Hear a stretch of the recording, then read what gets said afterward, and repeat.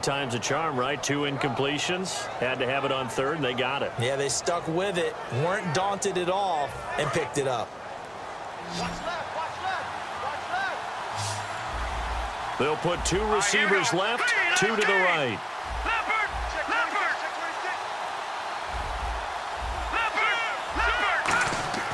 Now on first down, he'll drop to throw it. Looking deep downfield. Got a man, it's caught inside the 10.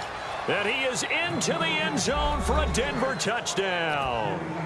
Emmanuel Sanders, 47 yards. And now the Broncos are within a 2-point conversion of tying up the game.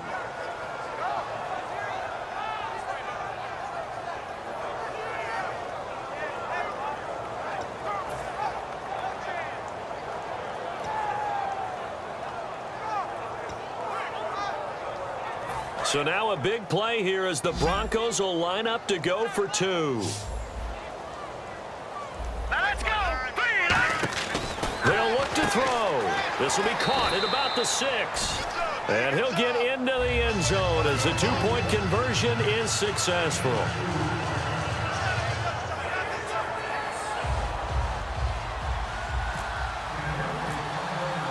So here comes the kickoff now, all even here in this fourth quarter. That's fielded in the end zone. The Cowboys offense heading back out and ready to go again. And a methodical drive last time, but they couldn't get that knockout blow. They had to settle for 3. But you got to like what they've been doing along the way, right? It's almost like the body blows, the setup punch. As you said, they didn't get the knockout blow here, but that doesn't mean it can't come later in the game on another possession. And the defense on the other side, maybe a little gas, yeah, right? A little tired. And if nothing else, they just feel relieved getting upfield, only giving up 3. They don't exactly feel like they've handled the offense. Tie game here. Time starting to run down. The defense really needs to try and keep this game tied, see if they can get the ball back for the offense. They'll start the drive with Elliott. And some space here. Ezekiel Elliott gonna take it the distance. The 20. Touchdown, Cowboys. Ezekiel Elliott, 83 yards. And the Cowboys have broken the tie. And those are the highlight reel runs you dream of right there. When he gets a seam and just gets through it, how about the explosiveness, the burst to get there to begin with, and then once he's in full gallop, good luck trying to track him down. And those plays so demoralizing for the defense. Absolutely, because you've done so much work trying to keep people in front of you. When they're past you and behind you, that's a tough one to swallow.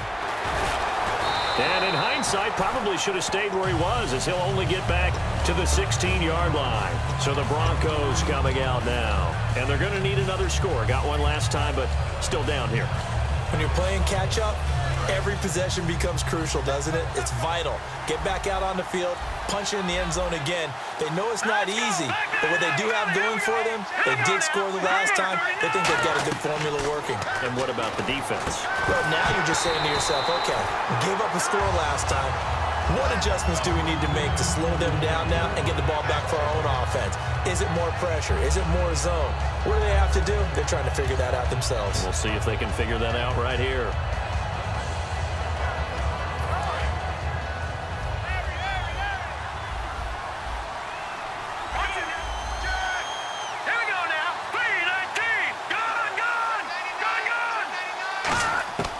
He'll try again with the arm here on second down.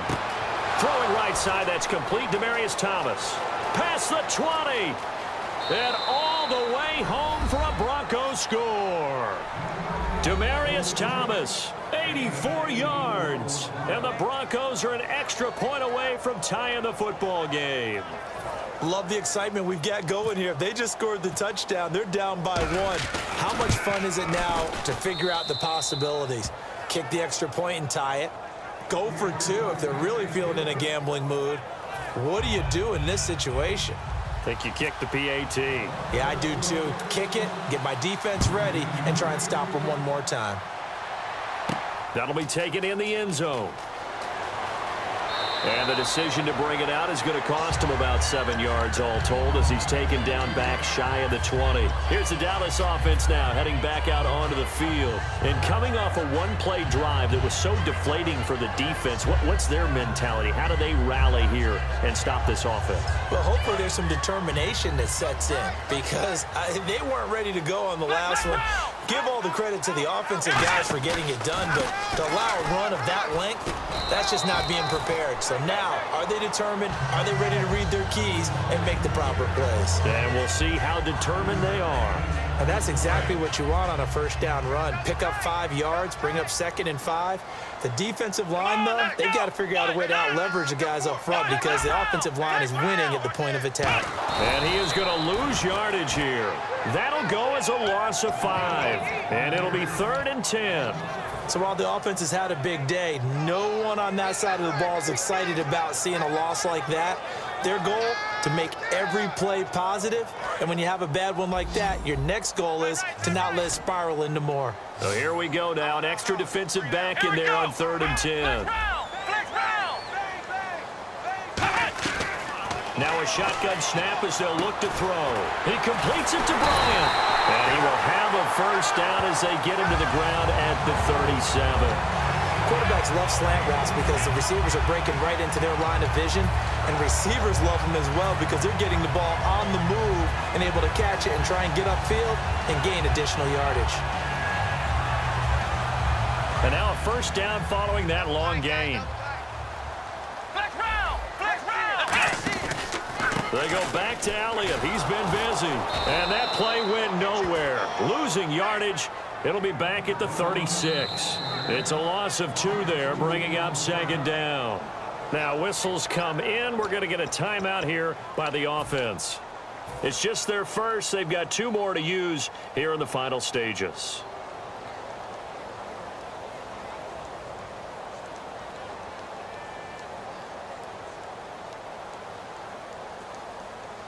And as the 4th quarter winds down here, we're all even. And no one wants this game to extend. They want to go ahead and win it right now. Let's go! What? Ohio! Here's Prescott. And he'll be hit as he releases it, and that'll fall incomplete. The good signal callers would never go back in the huddle and play the blame game because they need those guys to protect him. But on that last one, his offensive line, they lost their leverage very quickly, and that's why they were able to get to him and hit him as he tried to throw the football and force an incompletion. Now Prescott. And Bryant's got it over the middle. And he has the first down yardage before they bring him down right at the 45. They're going to hurry back to the line now. Simple slant route, and part of a really nice hard throw by the quarterback. Nice timing between the quarterback and the receiver. They were perfectly in sync, and he put it right. And this is going to be intercepted. It's Chris Harris with a pick.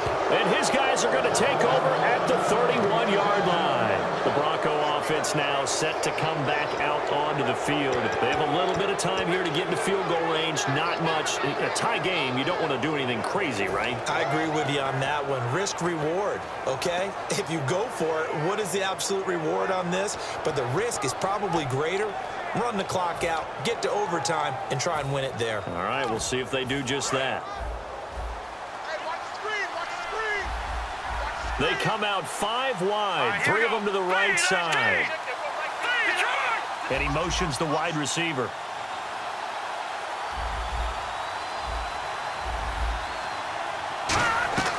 Simeon. And this is going to be intercepted.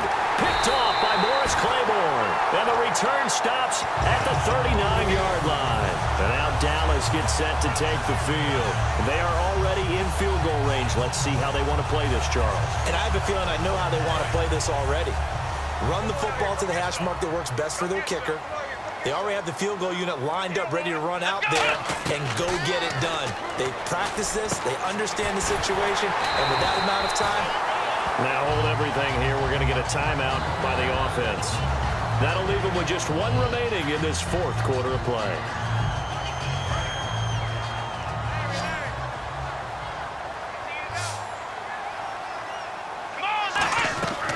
On first down, he'll drop to throw. And he's in for the touchdown. seconds. Forget overtime. They've just likely won this thing in regulation. So they do get it across for the game-winning touchdown, barring, of course, something crazy happening on the kickoff. So if we take the crazy out of it, that's the way you close a game out. Bailey now to kick it away after the touchdown. And no return on this one as the fair catch is signaled for and taken. And Denver getting set to take the field. They have time here, partner, for just one final heave.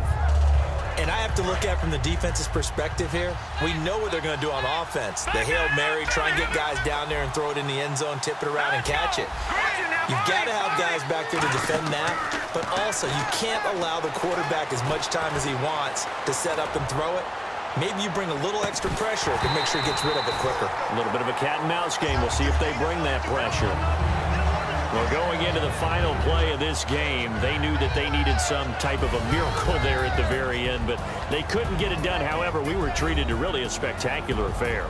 Even though they didn't finish it off, you're exactly right. They took us down to the last play. We're still, you're wondering, could it happen? Possibly, even though we both knew it was a long shot.